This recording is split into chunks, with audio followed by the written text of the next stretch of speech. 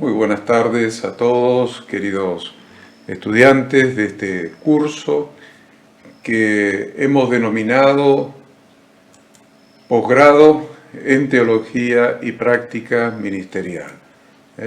Estamos en este posgrado en Teología y Práctica Ministerial todos los lunes de 19:30 a 21 horas, estudiando la materia número 9, la novena materia. Así que les doy la bienvenida a todos ustedes, queridos estudiantes, a este posgrado. La mayoría de ustedes son pastores, son líderes, son servidores en las diferentes iglesias, en las diferentes congregaciones, y es un honor, es un privilegio para mí compartir estos momentos con ustedes, estos momentos tan gratos. Ahí tienen en pantalla la carátula del libro que les hemos enviado cuando ustedes se inscribieron. Le enviamos este libro por internet en formato PDF para que lo puedan imprimir y para que puedan anillarlo inclusive y que lo tengan en papel para poder estudiar.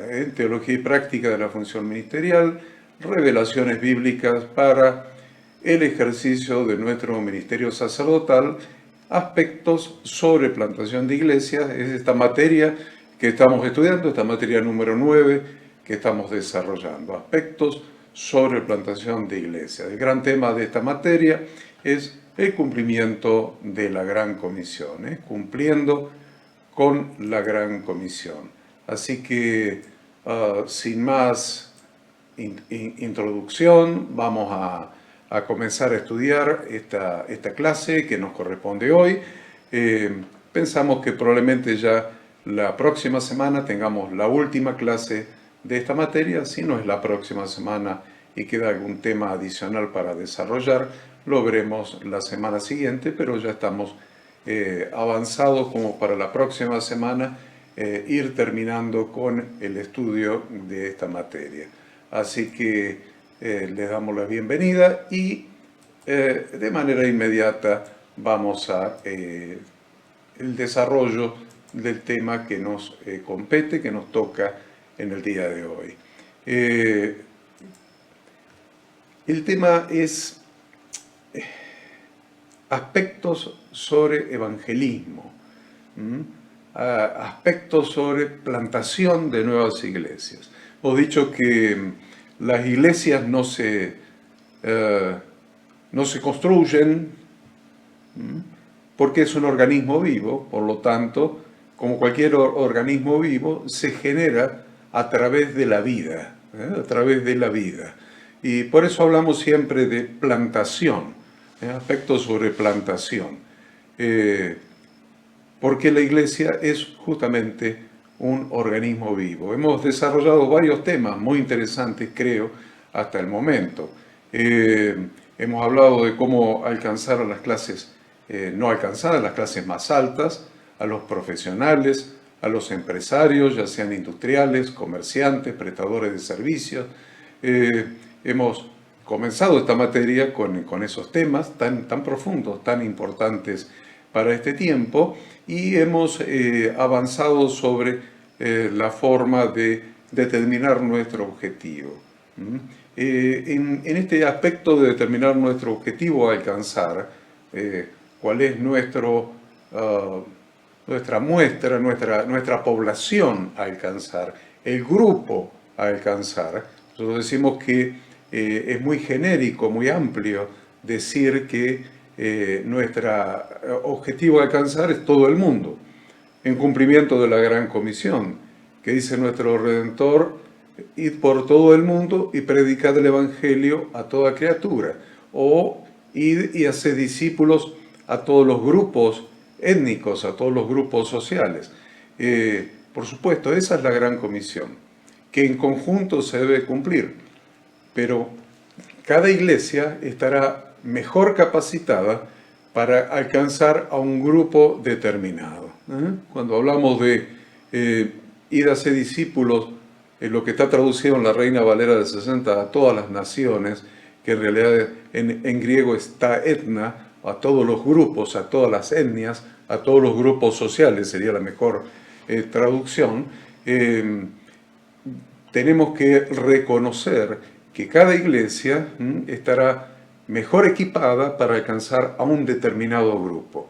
Es imposible que una congregación, una iglesia, alcance a todos los grupos sociales. Tenemos diferencias entre los grupos sociales de idiomas, de raza, de nacionalidad, de cultura, y más específicamente en nuestra ciudad también podemos aplicar este principio de que cada congregación no es óptima para alcanzar a todos los grupos sociales que hay aún en una misma ciudad.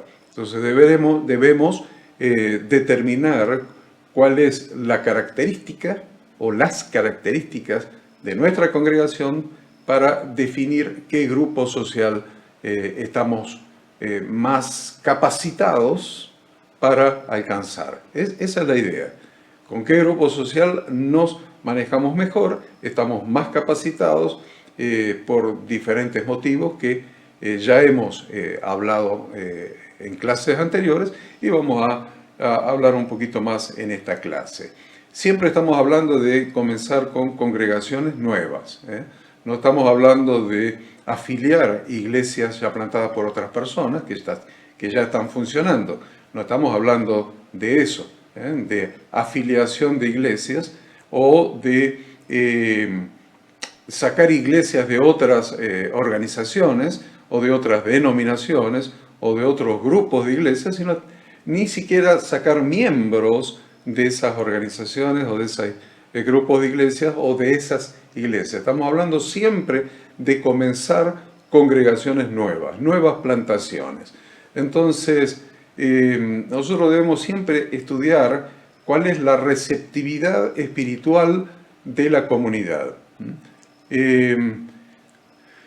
La receptividad espiritual tiene mucho que ver con el tipo de comunidad, el tipo de grupo social y el momento en que está viviendo ese grupo social, el momento que está atravesando esa sociedad.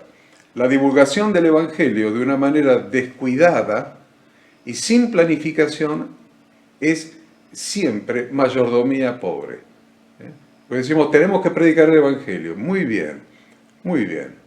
¿Cómo lo estás haciendo? ¿Cómo lo estás haciendo? ¿Cómo lo está haciendo tu grupo o tu congregación? ¿Cómo lo está haciendo la congregación que está bajo tu cobertura pastoral? ¿Cómo lo está haciendo tu grupo de evangelismo y discipulado? Porque debemos entender que la divulgación del Evangelio de una manera descuidada y sin la mínima planificación es una pésima mayordomía nuestra y vamos a tener que dar cuenta de nuestra mayordomía ante el Señor. El mensaje de Cristo es demasiado importante como para perder tiempo, para perder dinero y energía en métodos y en tierra que no serán productivos. La receptividad espiritual es algo que viene y va en la vida de las personas como la marea en un océano, que sube y baja permanentemente. Así es la receptividad espiritual en las personas, en los grupos, inclusive en los grupos. En diferentes momentos de la vida, las personas tienden a estar más abiertas a la verdad espiritual que en otros momentos de su vida. Dios usa una variedad de herramientas para ablandar corazones y preparar a las personas para que se salven. ¿Quiénes son las personas más receptivas? Bueno, Dios muchas veces usa herramientas para hacer a determinada persona más receptiva en ese momento específico. Y está en nosotros aprovechar ese momento específico de mayor receptividad de esa persona para llevarlas a Jesucristo, para presentarles el Evangelio del Reino de Dios. Miren, existen dos grandes categorías de receptividad en las personas. o de cosas o de personas que están atravesando por un momento que le produce mayor receptividad a recibir la palabra de Dios, a recibir la predicación del Evangelio. Y son las personas que se encuentran en una transición o las personas que se encuentran bajo presión. Dos grupos con mayor receptividad. Las personas que se encuentran en una transición o las personas, el otro grupo es las personas que se encuentran bajo algún determinado tipo de presión. Presión. Dios utiliza tanto el cambio, o sea, la transición, como el dolor, la presión del dolor, para captar la atención de la gente y hacerlos receptivos al Evangelio. Vamos a considerar un poquitito, un poco, estos dos aspectos fundamentales que le producen mayor receptividad espiritual en las personas para recibir el mensaje del Evangelio. Decíamos, personas que están en transición o personas que están bajo presión. ¿Cuáles son los que están en transición?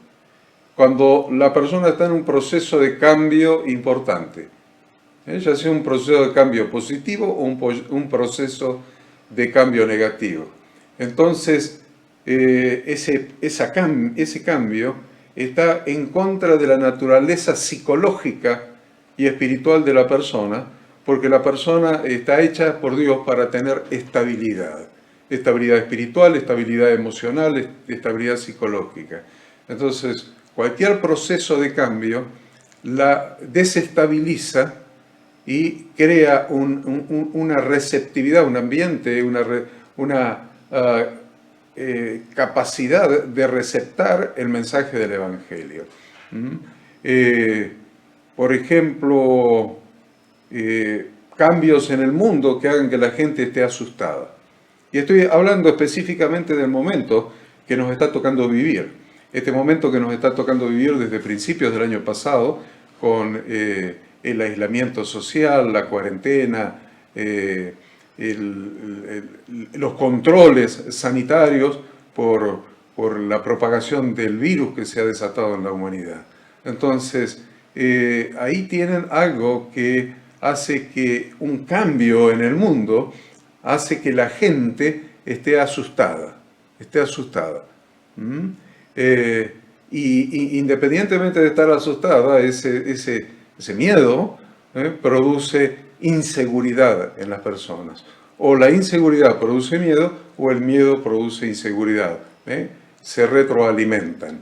Las personas se encuentran más receptivas al Evangelio cuando se enfrentan a cambios importantes, como por ejemplo una boda, un casamiento, un embarazo en la pareja, un cambio de casa, una mudanza, un cambio de empleo, o un cambio de escuela para alguno de los hijos, o de estudios universitarios. Todo lo que sea transición produce una inestabilidad y produce una mayor recepción de algo que sea estable, algo que los estabilice. Y el Evangelio es estabilidad por naturaleza, estabilidad por naturaleza. Y también mencionábamos a las personas que están bajo presión. Bajo presión quiere decir bajo algo que presiona y hace doler. El dolor emocional es importante porque también produce una receptividad a la palabra de Dios. Por ejemplo, un dolor de un divorcio, de la muerte de un ser querido, de la pérdida de un empleo, el dolor de estar pasando por problemas financieros, dificultades en el matrimonio o con los hijos, la soledad, el resentimiento, la culpa y otros motivos de tensión producen dolor, producen presión. Las personas que están ansiosas o temerosas generalmente comienzan a buscar algo que sea mayor que ellos para aliviar el dolor y llenar el vacío que sienten o aliviar el dolor que están sintiendo. Entonces, miren, ahí les estoy dando dos secretos importantes que producen receptividad y que nosotros deberíamos aprovechar en la predicación del Evangelio. Lo importante es que no podemos cumplir la gran comisión al azar. Se me cruzó una persona y le predica el Evangelio. Está bien hacerlo, está bien hacerlo. Se te cruzó una persona y le predicaste el Evangelio, correcto. O tal vez esa persona la puso el Señor en tu camino para que le prediques el Evangelio. Y tal vez el Señor trabajó con alguno de los dos elementos que hablamos antes en la persona para que vos le prediques el Evangelio. El Evangelio, digamos, encuentra tierra fértil cuando apunta a alguna necesidad a satisfacer en la persona. Entonces, tal vez esa persona con necesidad, por alguno de los motivos que mencionaba antes o por otro motivo, Dios la puso en tu camino, entonces le estás predicando el Evangelio. No obstante, nosotros estamos hablando de una estrategia de plantación de iglesia. Estrategia de plantación. Esa estrategia de plantación consiste en el crecimiento, en la multiplicación de los miembros de una iglesia. La multiplicación de los miembros. Y esa estrategia debe ser planificada y debe ser desarrollada. Porque el secreto del evangelismo, de un evangelismo que sea efectivo, no es tan solo predicar el mensaje de Cristo, sino también seguir la metodología de Cristo. No alcanza con el mensaje de Cristo, hay que seguir también su metodología, y ustedes van a ver que la metodología de Jesucristo tenía una estrategia perfectamente planificada por el Señor. Antes de que el Señor Jesucristo enviara a sus discípulos a evangelizar, les dio instrucciones específicas acerca de con quién debían pasar el tiempo, a quiénes debían ignorar, qué tenían que decir y cómo tenían que comunicarlo. Específico. Él le dijo, por senda de gentiles no vayáis, y predicar de tal manera, y si no os reciben en una casa, sacudid el polvo de vuestros pies y pasad a la siguiente. O sea, no fue la misión ni de los 12 ni de los 70 dada si se le cruzaba a alguna persona que le prediquen el Evangelio. Había una planificación, y de eso se trata, de una planificación con instrucciones específicas. Jesucristo dio instrucciones específicas. Entonces, lo primero es saber qué clase de peces queremos pescar. Jesús le dijo a los discípulos cuando los llamó a los pescadores, básicamente los hijos de Zebedeo, Jacobo y Juan, y Pedro y Andrés, su hermano, los voy a hacer pescadores de hombres. Pero pescadores de hombres, ¿qué clase de peces? Tiburones, ballenas, ¿cuál es? ¿Cuál es la clase de peces? Bogas, dorados, surubí, ¿cuál es? Porque necesitamos en esa planificación comenzar por determinar qué clase de peces vamos a pescar, a qué gente vamos a evangelizar. Apuntó a la clase de gente a la cual sus discípulos podían alcanzar con más facilidad. ¿Se dieron cuenta de eso? Le dijo, ustedes no están preparados, son galileos, no están preparados para evangelizar gentiles, no están capacitados para evangelizar, ni siquiera samaritanos, tal vez no conocen la cultura, tal vez no conocen la manera de llegarles, lo que sea. Entonces los mandó a evangelizar gente como ellos. Porque la gente como ellos eran la gente que con más facilidad ellos podrían alcanzar. Y la otra cosa es muy importante, como estrategia, ir donde los peces están picando. Ir a pescar donde los peces están picando. O sea, ¿qué les dijo? Y si alguno no recibiere ni oyere vuestras palabras, salid de aquella casa o ciudad y sacudid el polvo de vuestros pies. ¿Qué quiere decir? Vayan donde los peces están picando. Donde son rechazados, Hay tanta necesidad en tanta gente, busquen gente que sea receptiva, donde los peces están picando. ¿Es buena mayordomía continuar acosando a alguien que ha rechazado a Cristo 10 veces, 20 veces? Que le has predicado ya 5 veces, 10 veces, 20 veces y le has predicado y seguir insistiendo ahí. ¿Es correcto? ¿Es buena mayordomía? Cuando existe toda una comunidad de personas receptivas esperando oír el Evangelio por primera vez. Y la otra cosa que necesitamos es, si vamos a pescar, aprendamos a pensar como pez. Si vamos a pescar, aprendamos a pensar como pez.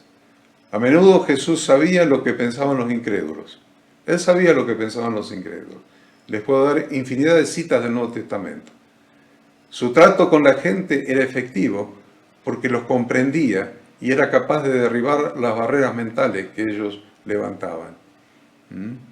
Él pensaba como pez. Pensaba como pez. Por eso Colosenses 4:5 dice, andad sabiamente para con lo de afuera, redimiendo el tiempo. Porque para ganar incrédulos, para el reino de Dios, debemos aprender a pensar como los incrédulos. El problema es que desde que nos hemos convertido y van pasando los años y los años, cada vez tenemos menos relación con gente incrédula y más nos cuesta entender cómo ellos piensan. Más nos cuesta entender cómo ellos piensan. Porque nuestros intereses cambian, nuestros valores cambian, nuestra manera de pensar cambia, nuestra manera de sentir cambia. Por lo tanto, cada vez tenemos menos cosas en común con los incrédulos, con los no creyentes. Entonces, no pensamos como un incrédulo, pensamos como un creyente. Entonces, es muy importante, y hasta hablamos como creyentes.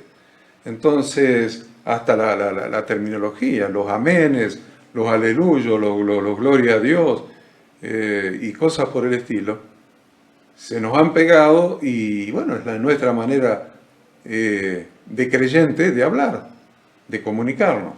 Ahora, ¿cómo hacemos para pensar como incrédulos? Necesitamos pensar como un pez para poder captar al pez.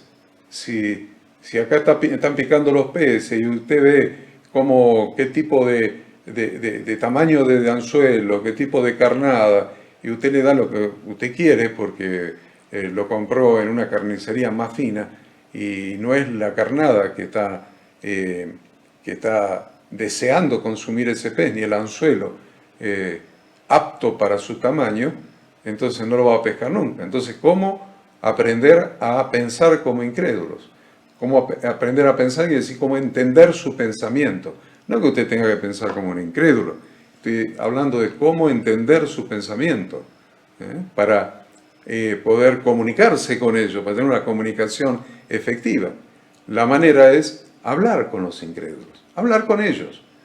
Una de las barreras más grandes para el evangelismo es que la mayoría de los creyentes pasan todo su tiempo con otros cristianos. No tienen amigos incrédulos. Si uno no pasa tiempo con los incrédulos, no podrá comprender lo que ellos están pensando. Es muy importante. Por ejemplo, ¿qué le podríamos decir a un incrédulo? ¿Qué le podríamos decir a un no creyente? Les podríamos preguntar como ministros del Señor, ¿hay algo que pudiera hacer por usted?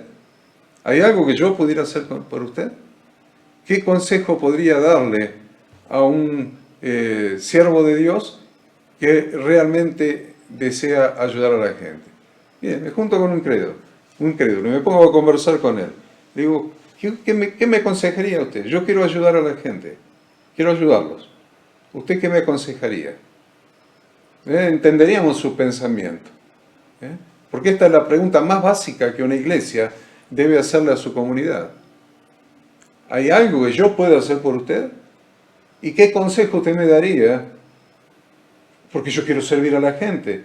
Entonces, ¿cómo me aconsejaría que yo podría servir a la gente? Es una pregunta básica. Estudie los evangelios y considere cuántas veces Jesús preguntaba, ¿qué quieres que haga por ti? ¿Qué quieres que te haga? ¿Qué quieres que te haga? Veía un paralítico y decía, ¿qué quieres que te haga? ¿Y qué voy a querer? Que me sanes. Veían a un ciego, ¿qué quieres que te haga?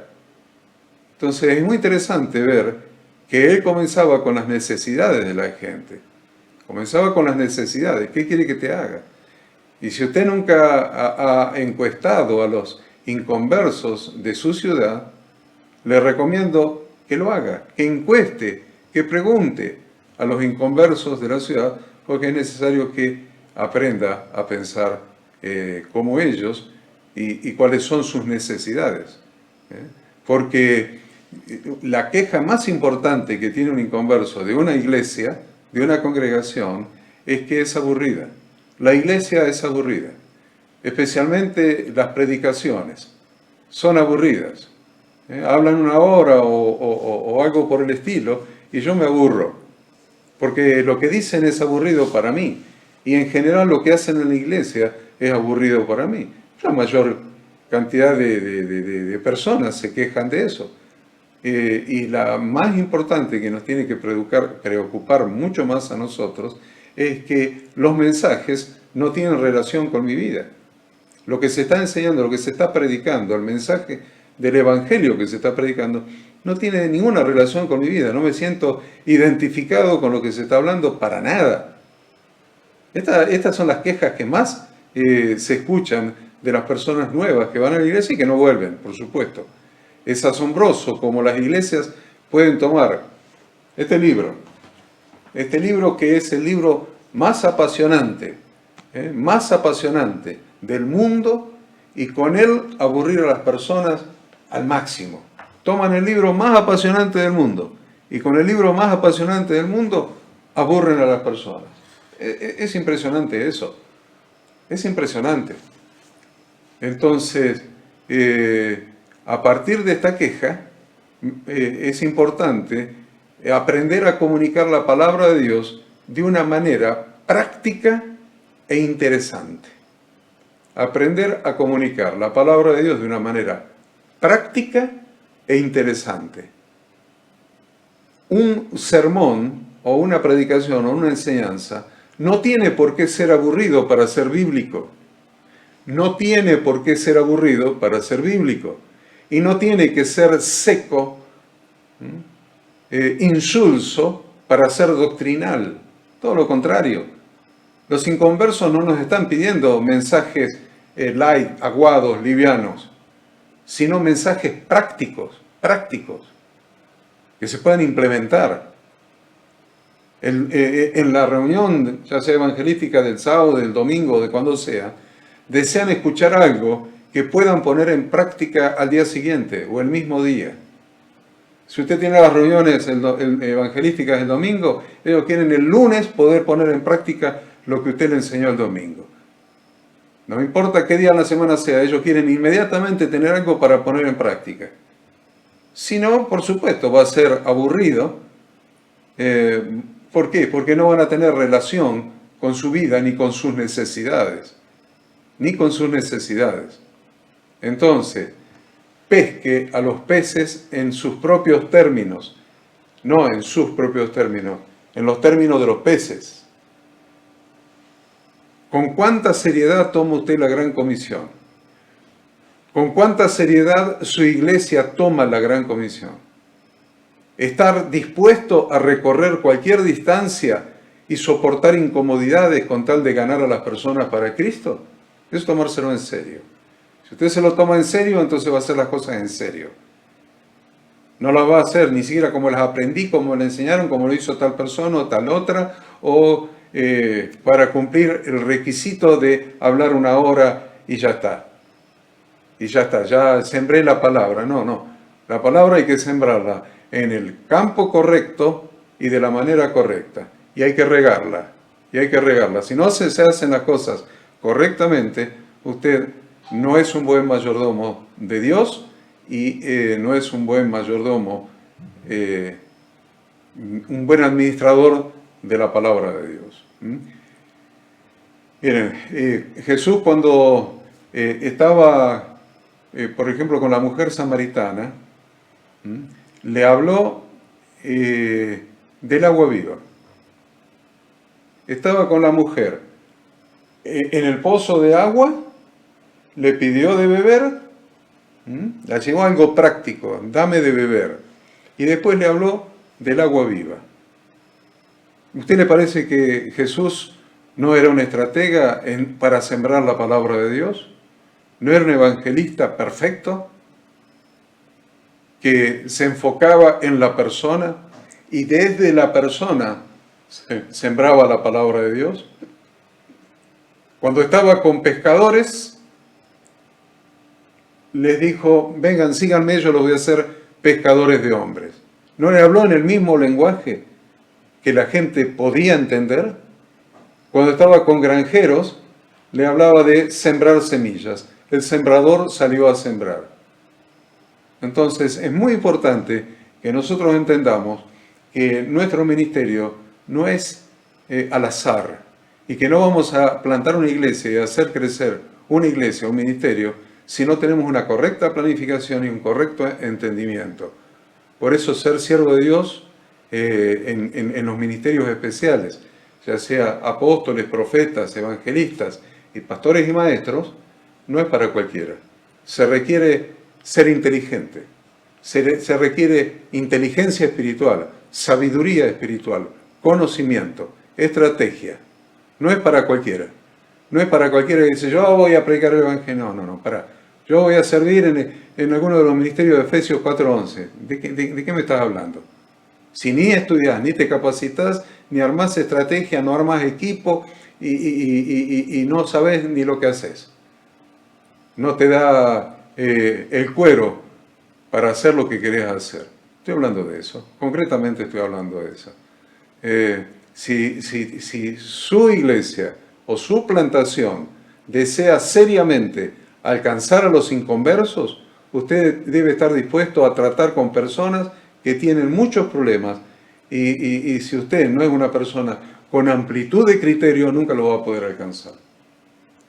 Si realmente quieren, como iglesia, como grupo, como equipo, como plantación, alcanzar a los inconversos, debe estar dispuesto a tratar con personas que tienen muchos problemas.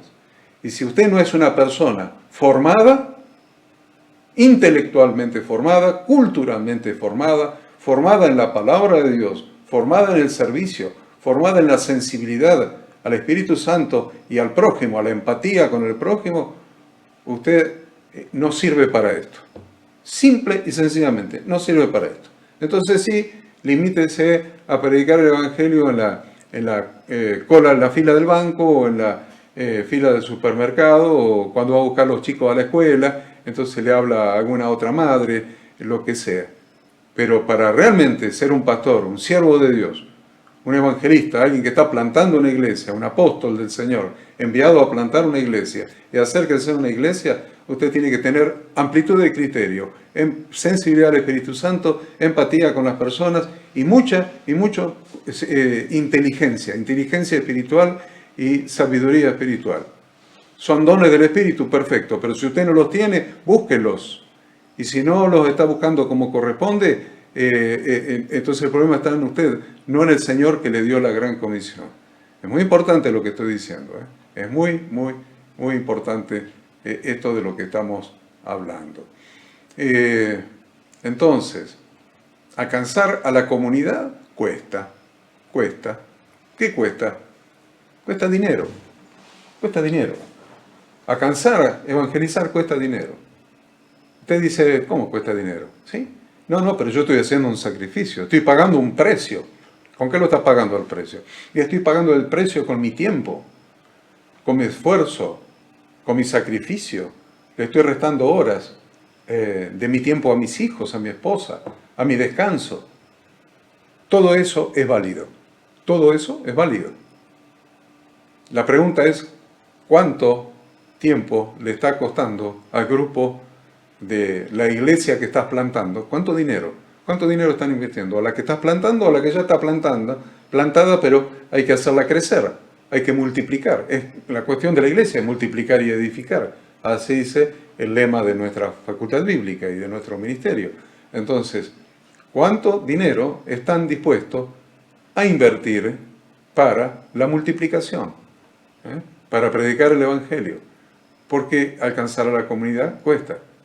Si su iglesia se encuentra permanentemente corta de dinero, revise su visión. Pero no podemos porque no tenemos dinero, estamos siempre cortos de dinero. Bueno, revisen su visión. Pues la gente pone dinero no donde hay necesidad en la iglesia, sino donde la iglesia tiene una visión para acompañar. La gente no quiere invertir dinero en la miseria.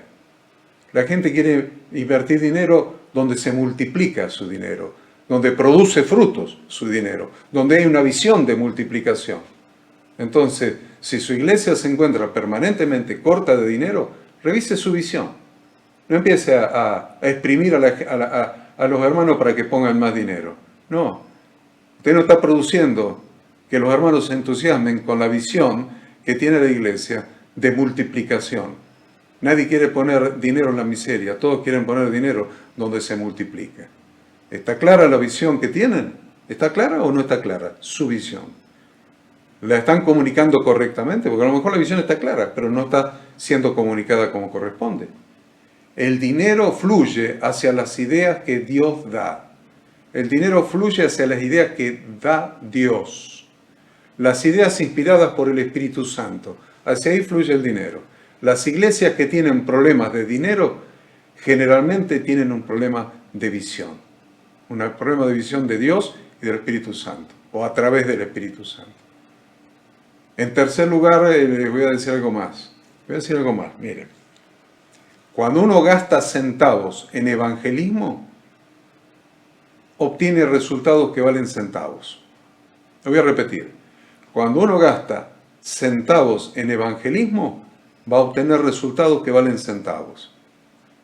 Entonces, recuerde un lema que pronunciaba un misionero, un apóstol, un misionero y estratega que se llama Hudson Taylor. Hudson Taylor decía: la obra de Dios hecha a la manera de Dios no carecerá del apoyo de Dios.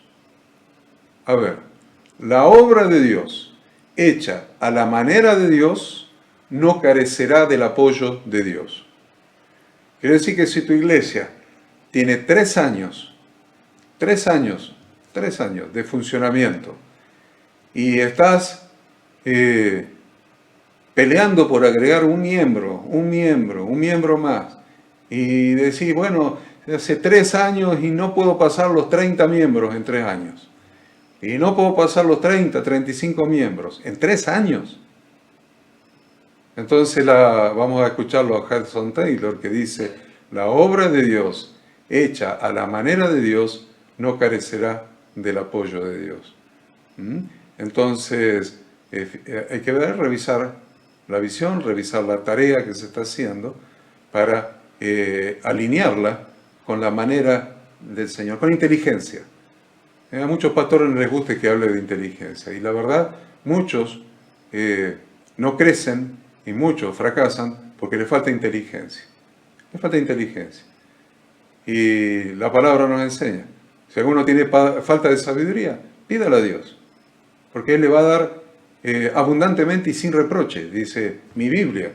O sea que si te falta inteligencia para hacer las cosas, usa inteligencia primero para formar un equipo. Porque el liderazgo individual, donde los pastores se creen que son los héroes de la creación, los llaneros solitarios, ni el llanero solitario andaba solo, andaba con un indio. Mire la serie del llanero solitario. Ni el llanero solitario andaba solo, andaba con un indio. Así que muchos pastores son peores que los llaneros solitarios, pues ni siquiera alguien que los acompañe tienen. Entonces, lo primero, sea inteligente, forme equipo de trabajo. Y sea inteligente, estudie la gente, estudie las escrituras, sea inteligente, determine las necesidades, vea cómo llegar, cómo alinear la palabra de Dios con esas necesidades que tienen las personas. Llévelo a un cambio de vida, No deje que alguien que se convierte siga viviendo como antes de convertirse. Si usted deja que siga viviendo como antes de convertirse, entonces usted es una trompeta que está dando sonido incierto y la sangre de esa persona va a ser sobre su cabeza. Entonces es muy importante lo que se haga, lo que se invierta en el evangelismo. Entonces, a otra cosa que es un error habitual dentro de las iglesias es que se cree en el edificio. La fe está puesta en el edificio y no en Dios, y no en su palabra, y no en el Evangelio, y no en el Espíritu Santo. La fe puesta en el edificio. Se cree que porque se tenga un mejor edificio o un edificio mejor, el Evangelio va a poder ser predicado de una manera mejor. Grave error. No es necesario tener un edificio para atraer una multitud. No es necesario, no estoy hablando de 35 personas en 2 o 3 años, no, estoy hablando de una multitud, mucha gente. No es necesario tener un edificio para atraer una multitud. Pero sí se debe ministrar a la gente en la forma en que Jesús lo hizo. Eso sí. ¿Qué atraía a grandes multitudes al ministerio de Jesús? Miren, Jesús hizo 3 cosas con las multitudes. 3 cosas. 3 cosas. Y les puedo dar los textos. Usted lo tiene en su bibliografía, en su manual de estudio. 3 cosas hizo Jesús para atraer a las grandes multitudes. En primer lugar, los amó. En segundo lugar, satisfizo sus necesidades. Y en tercer lugar, les enseñó de maneras prácticas e interesantes. Voy a repetir las 3 para las que están tomando nota. ¿Qué atraía a las grandes multitudes en el ministerio de Jesucristo? Hizo 3 cosas. Los amó, en primer lugar. En segundo lugar, satisfizo sus necesidades. Que tenía hambre le dio de comer, el que estaba enfermo lo sanó, el que estaba muerto lo resucitó y al que estaba endemoniado lo liberó. Satisfizo sus necesidades. Y la otra cosa, tan importante como las 2 anteriores, les enseñó las instrucciones de su Padre para que sus vidas den en el blanco. Les enseñó. ¿De qué manera? Les enseñó de maneras prácticas e interesantes. Entonces, esos mismos 3 principios de Jesús, ni usted ni yo sabemos más que Él, ni usted ni yo tenemos mejor estrategia que Él.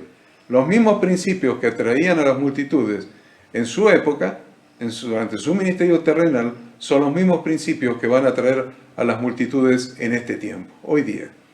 Muchas iglesias se están muriendo por no cumplir estos 3 requisitos. Por ejemplo, el del amor. Amar al inconverso. Amar al inconverso. Yo he visto a lo largo de toda mi vida de creyente que muchas veces a los inconversos se les tiene más asco que amor. Usted dice, no, ¿cómo dice eso? Sí, ¿cómo dice eso, profesor? Sí se los digo. He visto iglesias donde se les tiene más asco que amor. Yo he predicado una vez y nunca me voy a olvidar de la impresión que me ocasiona eso. Prediqué en una iglesia sobre la gracia. Yo siempre les digo que yo soy el pastor que más conozco, que más ha predicado sobre la gracia de Dios. De todos los pastores que yo conozco, el que más ha predicado sobre la gracia soy yo. Y prediqué en una iglesia sobre la gracia de Dios.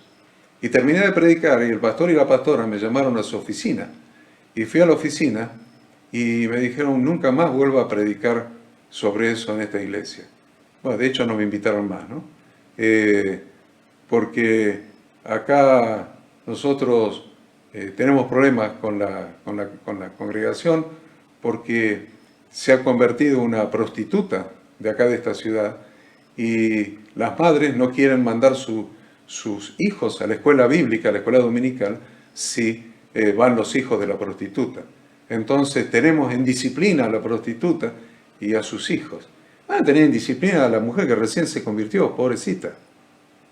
Entonces yo hablé sobre la gracia y la gracia habla de otra cosa. Entonces, ¿dónde está el amor? ¿Dónde estaba el amor? Entonces, muchas iglesias se están muriendo porque todo el amor está canalizado hacia adentro, hacia adentro. La comunión en estas iglesias se ha vuelto tan cerrada que las personas nuevas no pueden romper ese círculo. No atraen a los incrédulos sencillamente porque no los aman. Aman a las personas con las cuales se sienten cómodos. Pero esa cálida comunión no se traduce automáticamente en amor por los incrédulos o amor por las visitas, los que vienen por primera vez, segunda, tercera. En realidad, lo que tal vez su tamaño ínfimo pruebe es que no aman a la gente tanto como para salir a buscarlos. Se lo voy a repetir, porque esto quiero que les quede grabado y lo anoten. Lo que tal vez el tamaño de muchas iglesias que no crecen, el tamaño de muchas iglesias está probando, es que no aman a la gente tanto como para salir a buscarlas. Tome nota de eso. No los aman lo suficiente, inclusive, les voy a decir más, como para crear en la iglesia una atmósfera de aceptación. Una atmósfera de aceptación. El clima apropiado para el crecimiento de la iglesia es una atmósfera de aceptación y amor. Le agregué una palabra más, anótela. Aceptación. Aceptación y amor. Las iglesias que crecen, aman. Las iglesias que aman, crecen. Para que su iglesia crezca, debe ser agradable con la gente, amena con la gente cuando vienen por primera vez. Se están preguntando cuando vienen por primera vez, ¿me sentiré bienvenido en este lugar? ¿Seré bienvenido en este lugar? ¿O todos me estarán analizando y juzgando? Entonces, debemos actuar intencionalmente para demostrar nuestro amor hacia las visitas y hacia aquellos que no conocen a Cristo. El amor es más que un sentimiento. Acuérdense, el amor es más que un sentimiento. El amor es un comportamiento. Significa ser sensible a las necesidades de los demás, poniéndolos antes que a nosotros mismos. Y usted me dirá, pero me está hablando de un inconverso pecador, pecador, que está lleno de pecados y de vicios. ¿Y usted quiere que lo ponga antes que a nosotros mismos? Yo no, es el Señor el que lo quiere, es el Señor el que lo quiere. Ahora, usted me estará diciendo, pero aceptación, y yo voy a aceptar que venga un pecador, un adúltero, un fornicario, un hombre con vicios, un jugador a juegos de azar, un borracho, un drogadicto, un adúltero, un ladrón. Sí, de eso estoy hablando. Estoy hablando de aceptación y amor. Ahora, quiero explicarles que aceptación no es aprobación. Aceptación no es aprobación. Yo puedo aceptar a alguien, debo aceptar al pecador en la iglesia, sin aprobar lo que está haciendo. Para poder amar a los inconversos incondicionalmente, las personas deben entender la diferencia que existe entre aceptación y aprobación. Como cristianos, hemos sido llamados a aceptar y a amar a los incrédulos sin que aprobemos su estilo de vida pecaminoso. Jesús hizo exactamente esto cuando mostró su aceptación y amor a la mujer samaritana en el pozo de agua, sin aprobar su vida licenciosa. La aceptó, pero no la aprobó. También comió con Zaqueo sin aprobar su deshonestidad, como recaudador de impuestos. Defendió públicamente la dignidad de la mujer adúltera que había sido encontrada en adulterio sin minimizar su pecado. Le dijo, vete y no peques más. Muchos de los pecados de los inconversos serán tratados una vez que hayan venido a Cristo. Una vez que hayan aceptado a Cristo y hayan aceptado el reino de Dios, realizando un verdadero arrepentimiento y aceptar vivir una verdadera fe bíblica de lealtad al Señor y de obediencia a su palabra. Ahí vamos a empezar a enseñarle las instrucciones de Dios para que dejen el pecado, obviamente. No podemos esperar que los inconversos actúen como creyentes hasta que sean creyentes.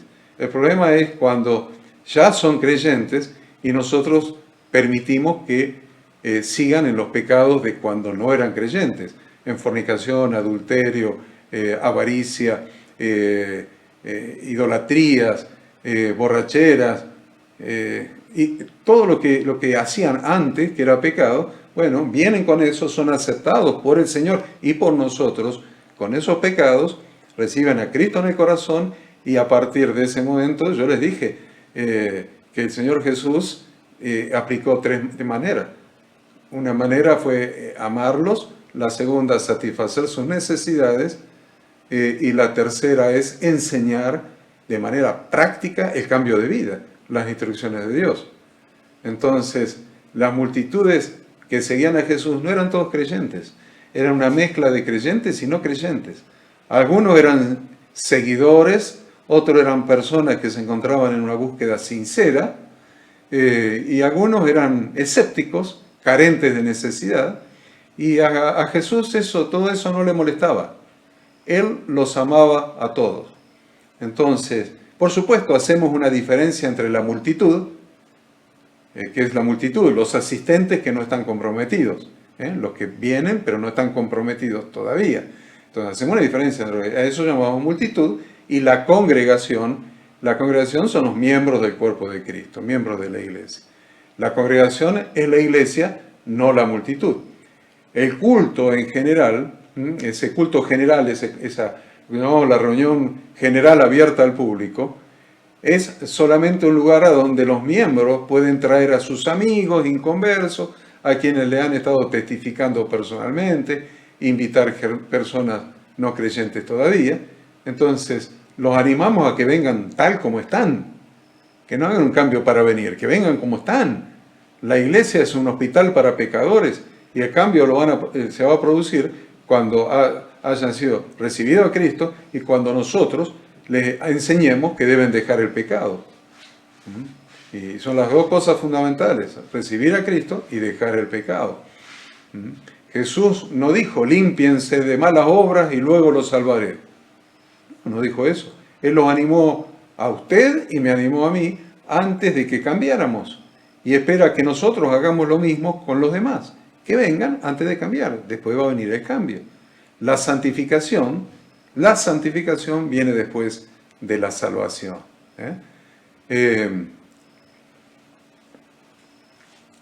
Una de las características es que la gente viene con muchas necesidades y en general las necesidades emocionales y relacionales son similares. Mira lo que estoy diciendo, estoy hablando de dos tipos de necesidades. Necesidades emocionales y relacionales en general son similares. Esto incluye la necesidad de amor, de aceptación, de perdón, de significado o significación, de poder expresarse, de volcar su corazón y de tener un propósito para vivir. Eso en general se produce en todas las personas de una manera similar. Las personas también buscan ser libres del miedo, del temor, libres de la culpa, libres de la preocupación, libres del resentimiento, libres del desaliento, libres de la soledad. La soledad es un mal que en nuestra sociedad cada vez avanza con mayor velocidad, más vertiginosamente. Las vidas cambiadas son la propaganda más grande de una iglesia. El testimonio de vidas cambiadas son la propaganda más grande, más importante de una iglesia. Cuando en un lugar se satisfacen las necesidades y las vidas de las personas son transformadas, ese testimonio corre rápidamente por toda la comunidad, por toda la ciudad.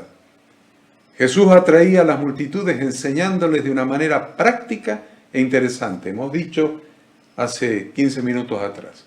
Jesús atraía a las multitudes enseñándoles de una manera práctica e interesante. La Biblia nos dice que la costumbre de Jesús era enseñar a las multitudes. Eso está en Marcos 10:1. También nos cuenta las reacciones de la multitud ante sus enseñanzas. Dice en Mateo 7:28 que la gente admiraba su doctrina. Admiraba su doctrina. Mateo 22:33, que la gente se quedaba asombrada. En Marcos 11:18, que el pueblo estaba entusiasmado con las enseñanzas de Jesús. Marcos 12:37, que la multitud del pueblo lo oía de buena gana. Mateo 11:18, las multitudes nunca habían oído a nadie que les hablara como Jesús lo hacía. Estaban admirados de su doctrina. Ahora, no estoy hablando de que la gente estaba aburrida. No estaba hablando de que la gente decía, eso a mí no me aplica, eso no es para mí. No estoy hablando de que la gente decía, esto que está hablando Jesús no me sirve para nada. No transforma mi vida, no le da una orientación a mi vida, no le da instrucciones de Dios para que mi vida sea exitosa, para que mi vida tenga felicidad. No, la gente no decía eso. Todo lo contrario. La gente estaba asombrada y muy entusiasmado, y lo oía de muy buena gana, dice Marcos 12:37. Nunca en la historia de la humanidad ha existido un comunicador más grande que Jesucristo. Para captar la atención de los incrédulos, como lo hacía Jesús, debemos comunicar la verdad espiritual en la manera en que Jesús lo hacía. Para captar la atención del incrédulo, como lo hacía Jesús, debemos comunicar la verdad espiritual en la manera en que Jesús lo hacía.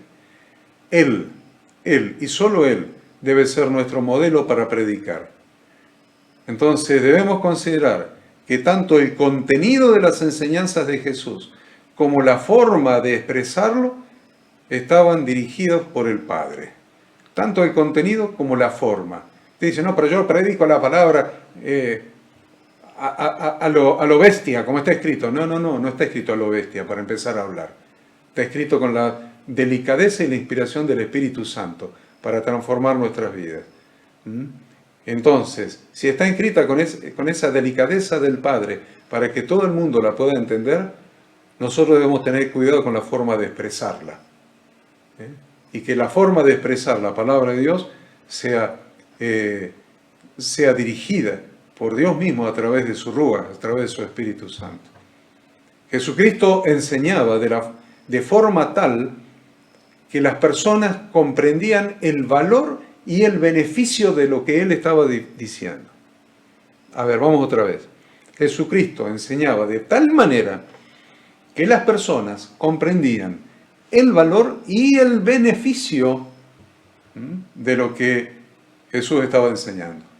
La mayoría de los incrédulos hoy día no están buscando la verdad. ¿Se dio cuenta de eso? ¿Usted conoce muchos incrédulos, muchos no creyentes que están buscando la verdad? Para mí no están buscando nada, menos la verdad. Y entonces, ¿para qué les sirve que todas las iglesias anden proclamando a los cuatro vientos que nosotros tenemos la verdad? Nosotros tenemos la verdad, si no es lo que están buscando los incrédulos. Acá venga que va a encontrar la verdad. Y a la gente le importa muy poco encontrar la verdad, porque no está buscando la verdad. Nosotros tenemos la verdad. ¿Qué verdad? ¿Saben lo que están buscando? Alivio. Alivio. No verdad, alivio. Entonces, ¿usted quiere hablar en el idioma de la gente? ¿Quiere darle lo que la gente necesita? Jesús vino a dar alivio. Dice la Escritura que Él vino a Nazaret, donde se había criado. Y el día de Shabbat, entró en la sinagoga como era su costumbre, cada Shabbat ir a la sinagoga. Y se le dio el libro de Isaías, y puesto en pie, dijo, el Espíritu del Señor está sobre mí, porque me ha ungido para traer alivio a la gente. Para traer alivio a la gente. Para satisfacer sus necesidades. Él dijo, el Espíritu del Señor está sobre mí, por cuanto me ha ungido para dar buenas noticias a los pobres. ¿Qué es lo que necesitan los pobres? Buenas noticias, etc. Entonces la gente no está buscando la verdad, está buscando alivio a sus problemas, satisfacción de sus necesidades. Por eso Efesios 4:29 dice, hablen solo de lo que sea bueno. Hablen solo de lo que sea bueno, edificante y de bendición para sus interlocutores. Hablen solo de lo que sea bueno. De edificación, ¿qué más les dije? Edificante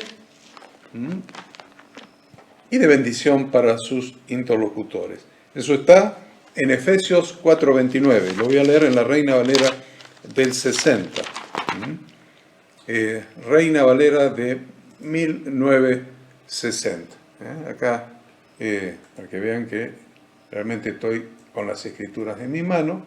Reina Valera de 1960, Efesios 4:29, dice así: ninguna palabra corrompida salga de vuestra boca, sino la que sea buena para la necesaria edificación, a fin de dar gracia a los oyentes. ¿Qué dice? Ninguna palabra corrompida salga de vuestra boca, sino la que sea buena para la necesaria edificación, a fin de dar gracia a los oyentes. ¿En quién estaba pensando el Espíritu cuando inspira al apóstol Pablo en este texto? Estaba pensando en los oyentes, a fin de dar gracia a los oyentes. Así que es muy importante eso. Lamentablemente muchos pastores, líderes y servidores de las iglesias determinan el contenido de sus mensajes, de sus predicaciones, por lo que a ellos les parece que necesitan decir. Miren lo que estoy diciendo. Miren lo que acabamos de leer. Muchos pastores determinan el contenido de sus predicaciones por lo que a ellos les parece que necesitan decir, en lugar de pensar en lo que la gente necesita escuchar. Y hay una diferencia. Lo que a ellos les parece que quieren decir en relación con lo que la gente necesita escuchar de las Sagradas Escrituras. Jesús relacionaba la verdad con la vida. La verdad con la vida. Me encanta el método práctico y simple de las enseñanzas de Jesús. Era claro, oportuno y aplicable. Anote esas dos cosas. Jesucristo era claro, oportuno y aplicable. Claro significa con gracia, que se entiende. Claro, que se entiende. Oportuno, la palabra oportuna significa en tiempo. En tiempo. Oportuno quiere decir en el tiempo exacto. En el tiempo exacto. Y aplicable quiere decir que es de aplicación inmediata para transformar la vida de la persona. Entonces, Jesús era claro, oportuno y aplicable. Él apuntaba a la aplicación porque... ¿Por qué aplicaba la aplicación? Porque los pastores fallan en la aplicación, en que la gente no recibe palabra para ser aplicada. No les dan palabra para ser aplicada, porque tienen miedo que se le vaya a la iglesia, que si le hago transformar esto, o dejar tal cosa, o tal costumbre, o tal manera de vivir, se me va a ir de la iglesia. Ahora, ¿por qué Jesús aplicaba a la aplicación? Porque su meta era transformar a la gente. Su meta era transformar a la gente, no meramente informarlos. Hay una diferencia entre informar y transformar. Por eso Jesús daba palabra para ser aplicada, para transformar a las personas. No daba palabra para informar a las personas. Muy importante que entendamos esto. Esta es la clase de predicación que necesitamos en las iglesias de hoy. Una predicación que no solo atraiga a multitudes, sino que cambie sus vidas. Que cambie sus vidas. No es suficiente proclamar que Cristo es la respuesta o que Cristo los ama. Debemos mostrarles a los inconversos en qué manera Cristo es la respuesta.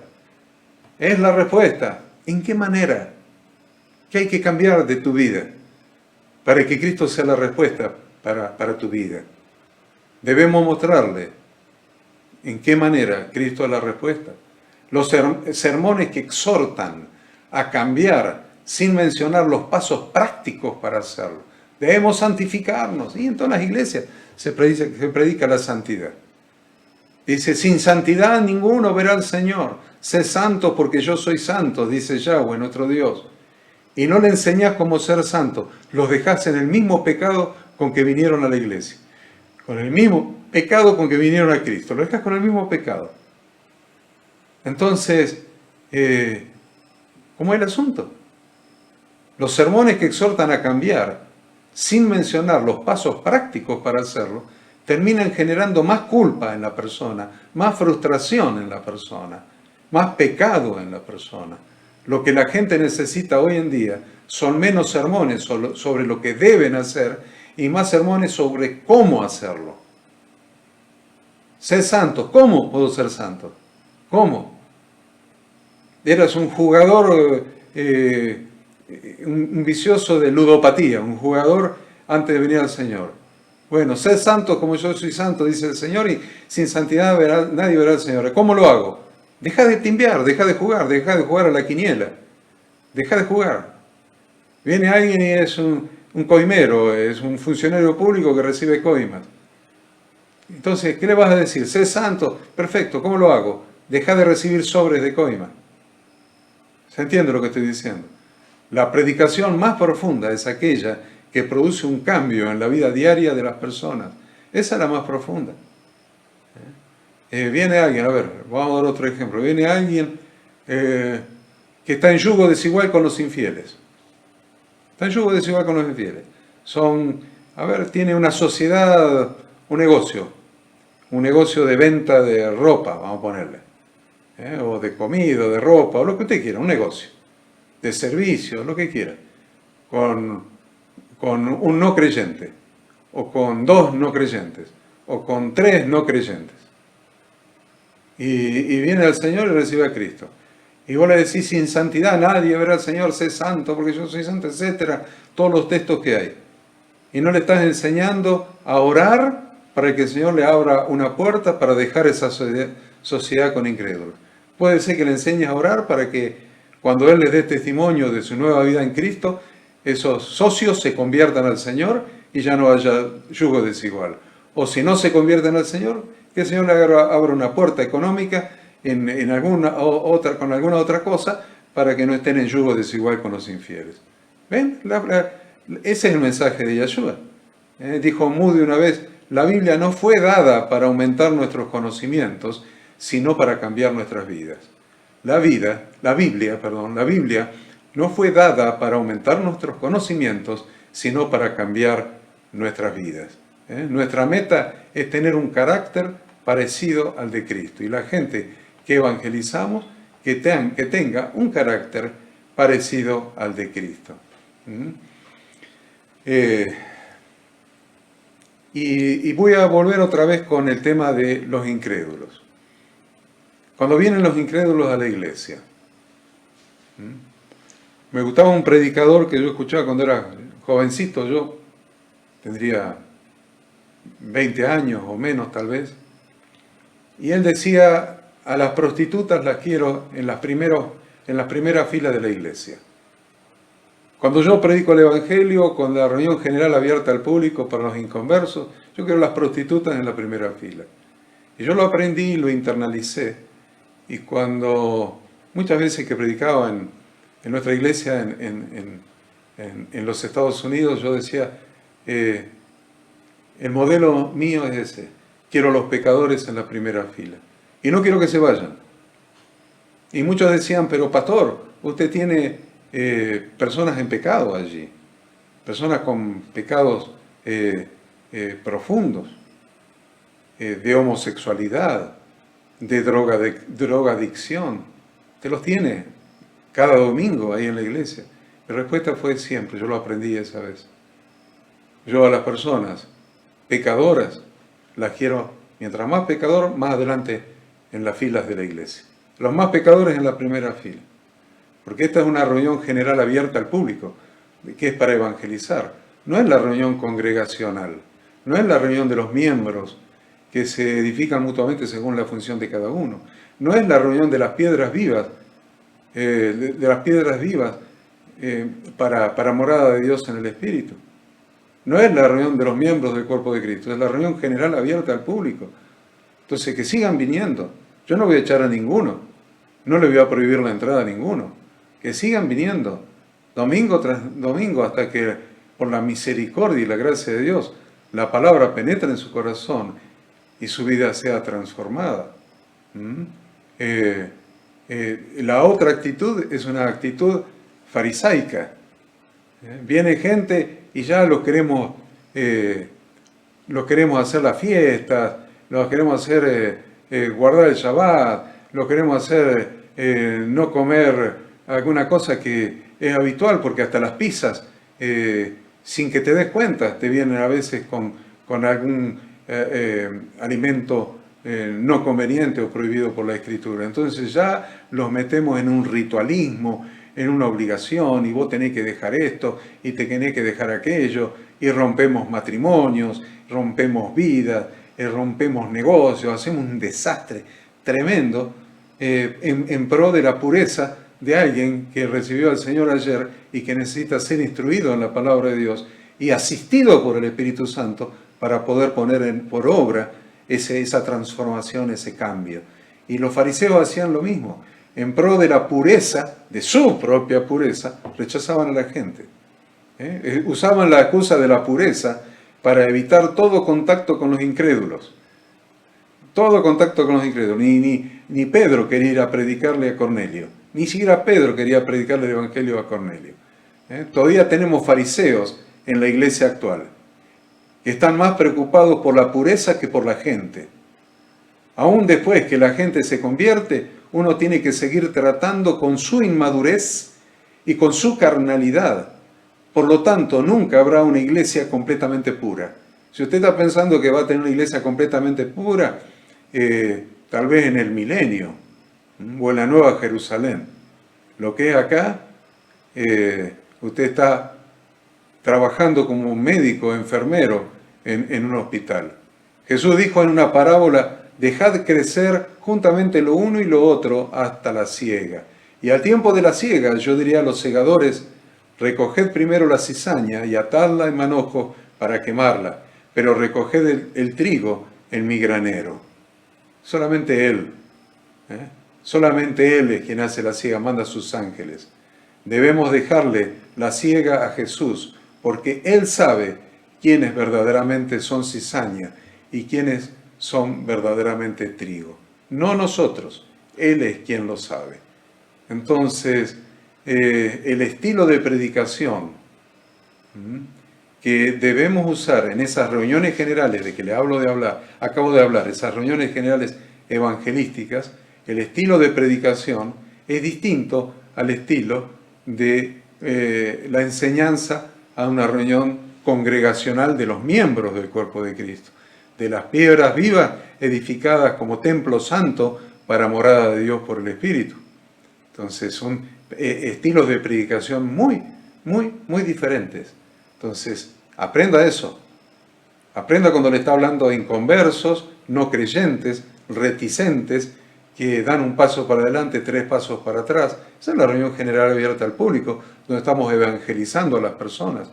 Y su estilo de predicación ahí debe ser muy diferente al que usa cuando habla a los creyentes, o cuando enseña la palabra de Dios, o cuando enseña en una reunión congregacional abierta al público, etc.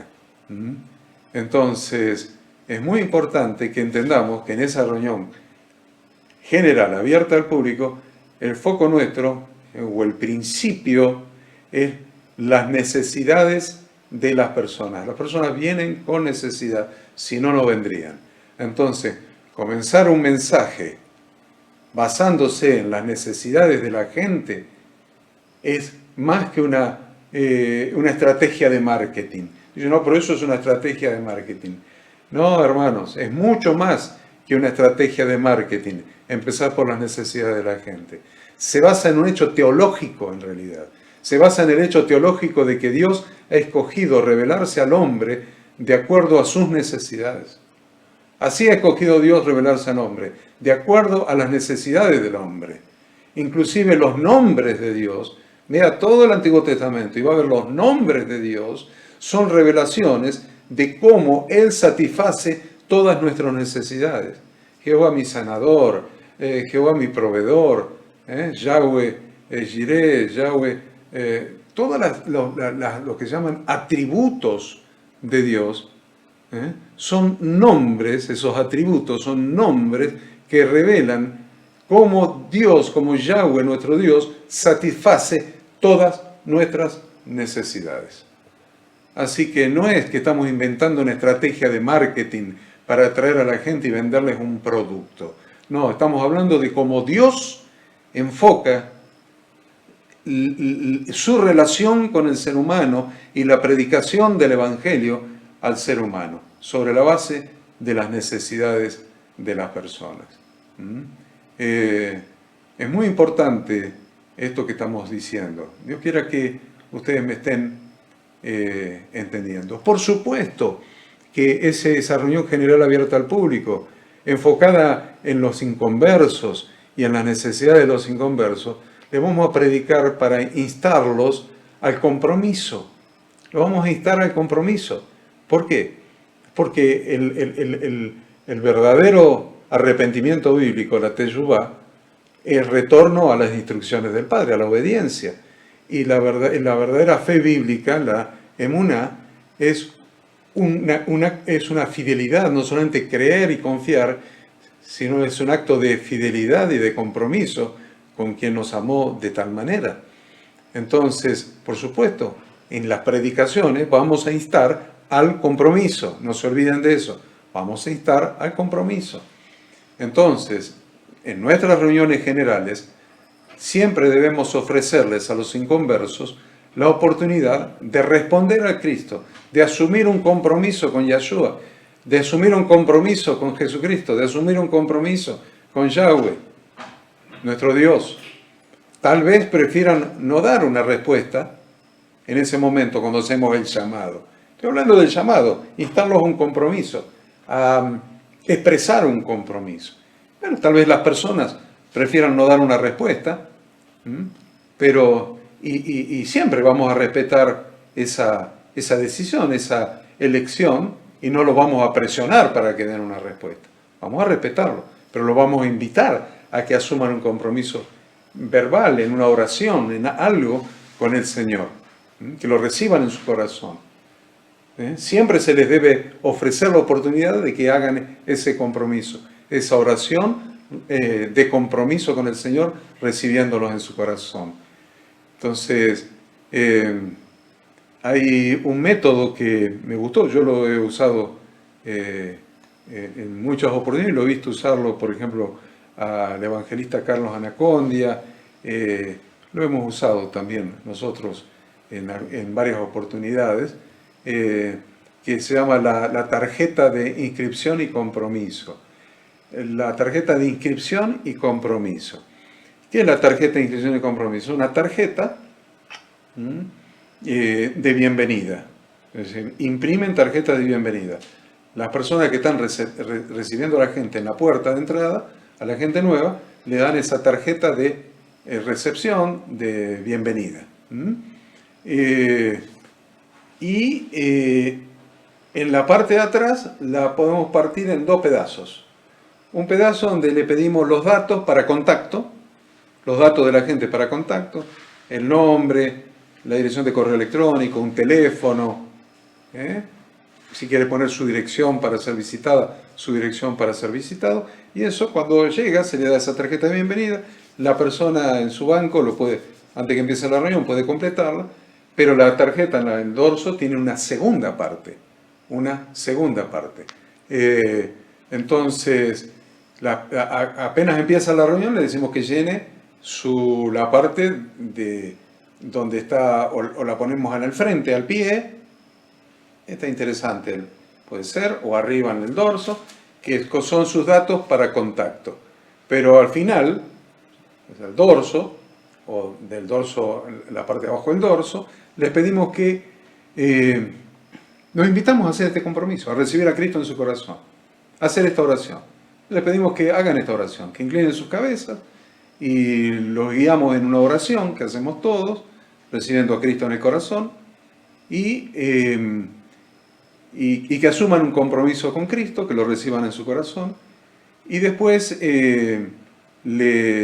si le pedimos, si usted ha decidido recibir a Cristo en su corazón, si usted ha hecho un compromiso con Él, nos gustaría saberlo. Si usted quiere expresarlo, anótelo en la misma tarjeta abajo que ha asumido este compromiso, que ha recibido a Cristo en su corazón, en el cuadrito de abajo, ponen eso, y cuando se van entregan la tarjeta. Entonces tenemos el contacto, y la gente de una manera práctica, ¿se dan cuenta? Práctica, hizo una decisión de fe. De manera práctica, hizo una oración y una decisión de fe, y asumió un compromiso. Se los recomiendo. Es algo práctico, fácil de hacer, la gente lo entiende, no están obligados a hacerlo, no están obligados a hacerlo, pero cuando lo hacen sinceramente, de corazón, se sienten amados, aceptados, incluidos, y sienten que lo que han recibido va a satisfacer sus necesidades, su soledad ya no va a ser más soledad, su miedo ya no va a estar más allí, sus fracasos, sus múltiples caídas, sus frustraciones, ha encontrado a quien le solucione, le dé una respuesta, una solución con su presencia, su corazón, con su Santo Espíritu, con su Santa Palabra, para solucionar todas esas necesidades, y asume ese compromiso. Lo queremos saber, queremos tener tu nombre para contactarte, y saber que hoy ha sido tu nuevo nacimiento. Hoy ha sido tu nuevo nacimiento.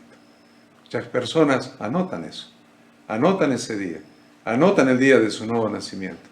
Y dicen, nací dos veces, la fecha de mi cumpleaños, y cuando nací de nuevo en Cristo Jesús, a una nueva vida, según las instrucciones de Dios, en comunión con Él, con mi corazón lleno de su presencia y con todas mis necesidades en las manos de aquel que no solamente me ha dado vida eterna, sino que me ha dado vida acá y vida en abundancia. Así que bueno, este es el tema, y esta es la clase de hoy. Espero que les haya resultado de utilidad. Sinceramente espero que esta clase, breve, muy breve para mi gusto, podría haber hablado mucho más que esto, breve, pero inspirada por las Sagradas Escrituras, usted le haya sido de utilidad a cada uno de ustedes. Y que haya cosas que puedan poner en práctica, que no sea teoría, que usted haya tomado notas de cosas para poner en práctica, y que pueda ver este video cuando el pastor Renzo lo suba en la página de la Facultad Bíblica, lo vuelva a ver y tome nota de las cosas más importantes, prácticas para hacer. ¿Qué cosas hay prácticas que debemos hacer si queremos la multiplicación de la iglesia y después la edificación de la iglesia? Este es el evangelismo. Esto es clases sobre plantación de iglesia y multiplicación de la iglesia. Así que gracias por haber compartido conmigo esta clase. Muchas gracias por haber estado allí. Y por supuesto, los esperamos en la próxima semana. Tal vez, si puedo terminar la materia la próxima semana, el lunes que viene, ya terminemos con esta materia y pasemos a la siguiente en la semana que siga, o tendremos la clase del lunes y una clase más. Pero así estamos ya para terminar con esta materia.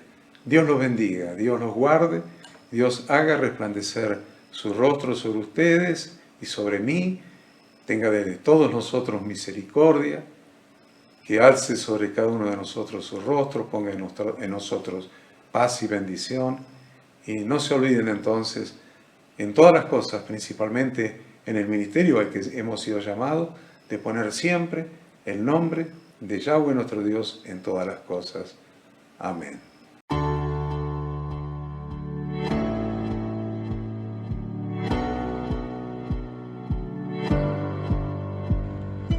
Queremos que tú también conozcas esta herramienta que durante los últimos 18 años ha sido útil para las iglesias de todo el mundo de habla hispana, capacitando cientos de siervos de Dios. Las formas de aprender están cambiando y Ministerio Bíblico Internacional, a través de su Facultad Bíblica, brinda programas de formación ministerial bíblica, teológica y práctica para la multiplicación y edificación de la iglesia 100% online. Respondiendo a las necesidades de hoy, para aquellos que no cuentan con la posibilidad de asistir a clases presenciales, donde quiera que estés, en todo lugar, recibirás el material de estudio y verás las clases en vivo y on demand, accediendo a través de tu celular, PC, tablet o Smart TV. Recibe tu capacitación en las siguientes carreras: diplomado en teología para maestros de grupos de evangelismo y discipulado, licenciatura en teología pastoral, diplomado en teología y práctica ministerial para pastores, líderes y servidores.